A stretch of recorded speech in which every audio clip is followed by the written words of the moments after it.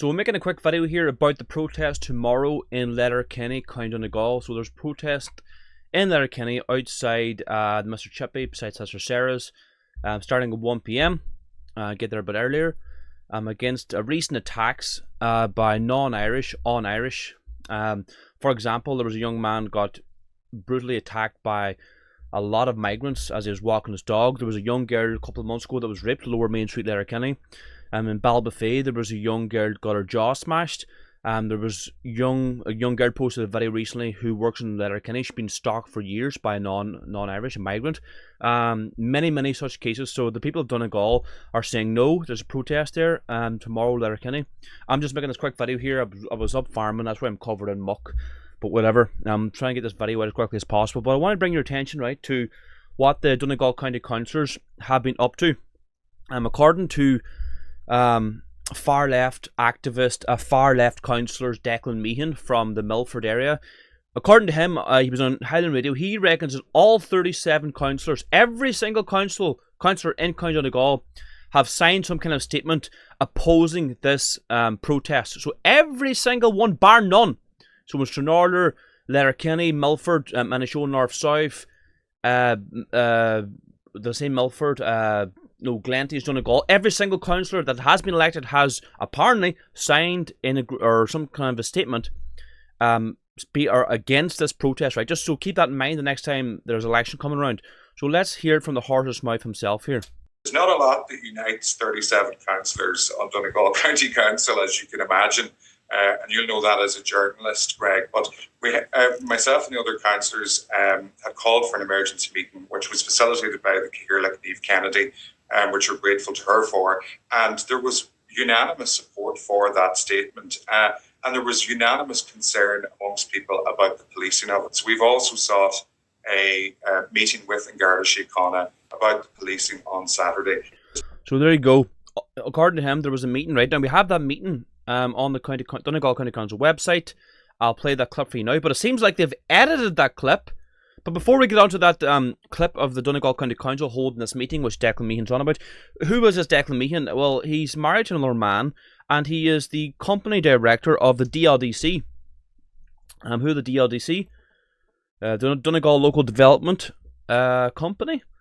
Now, who are they? They are involved in accommodating, helping migrants in Donegal get housing, resources, you name it. So he's financially incentivized regarding the plantation, the invasion of Donegal. He's financially getting paid here. He's company director of the DLDC. Now let's move on to this so-called meeting. This emergency meeting was held in Donegal County Council. Now it seems like they've definitely muted the clip where they talk about the protest on Saturday, and I think they've just removed a section which, from my research, I think they're breaking laws here. We'll have to investigate this, do a freedom of information.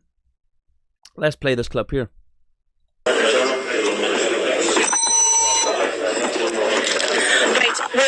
The meeting has adjourned, okay, so this meeting now is in committee, so if there's anybody who's not a councillor or whatever, they need to log off if it's press or whatever it is. So I've been asked to have this few minutes this morning to have a conversation about the potential or the protest that's going to take place next Saturday.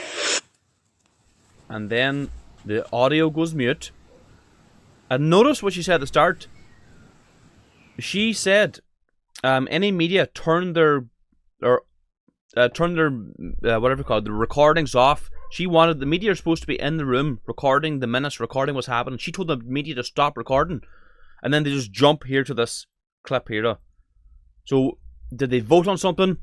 So the audacity of 37 county councillors taking it upon themselves to furtively conduct a secret discussion purposely muted from the public to issue a statement against Saturday's scheduled protest in Letterkenny and the right of Irish citizens to exercise their right to free assembly and expression is astounding. Just who do they think they are? They have shamelessly issued a plea to people to ensure that Donegal remains a place where everyone feels safe and valued. This is how politically skewed and utterly disconnected these people are from the people of Donegal. Because, as we all know, Everyone does not apply to the people in towns and villages in Donegal who don't feel safe and valued, who have consistently been labelled and bullied into silence, and who have simply had enough. At whose behest have the councillors called for an emergency meeting? What right do they think they have to issue a statement that has the intent of bullying the people of Donegal? Do they not know that they have a legal obligation to be transparent and impartial, free of bias, and at all times serve the people of their county? Moreover, why was this relevant section of this meeting muted on their webcast? What right do they believe they have to block participation and demonstration, full transparency and impartiality? And that's the clip that I was talking about there that I just played earlier. The Local Government Act 2001 sets out an ethical framework and imposed a statutory duty on all in the local government service to maintain proper standards of integrity, conduct and concern for the public interest. The core principles underlying democratic local government are based on councillors acting in good faith and with fairness and partiality for the benefit of our communities and to promote the public interest. Their code of conduct has been issued under section 169 of the 2001 Act to promote these principles and to uphold public confidence. All councillors must act solely in the public interest and within the law. These councillors are bound in particular by section 2 of the code of conduct. Among their obligations, they must not allow bias to interfere with their public duties on behalf of the people. Councillor meetings are open to the public for reasons of openness, transparency and participation. These kind of councillors should be held accountable. The public is entitled, by way of freedom of information requests under the Freedom of Information Act 2014, to all information and documentation concerning the calling of this meeting, the content of the video recording containing the discussions and votes cast, and the recorded minutes of the meeting. The public is entitled to all information and documentation concerning the decision to mute the webcast while the discussion and vote took place regarding Saturday's protest, thus failing to uphold transparency and openness.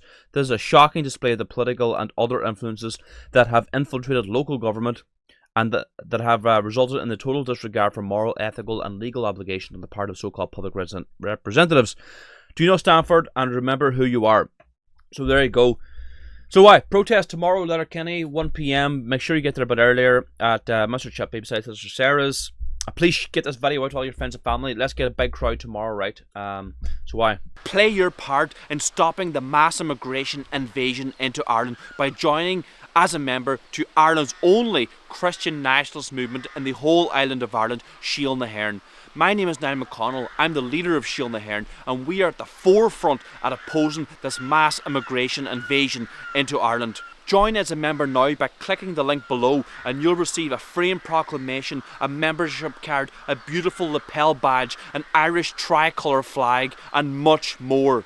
Join Ireland's only Christian nationalist movement now. Oppose mass immigration by clicking the button below. Thank you very much. God bless Ireland.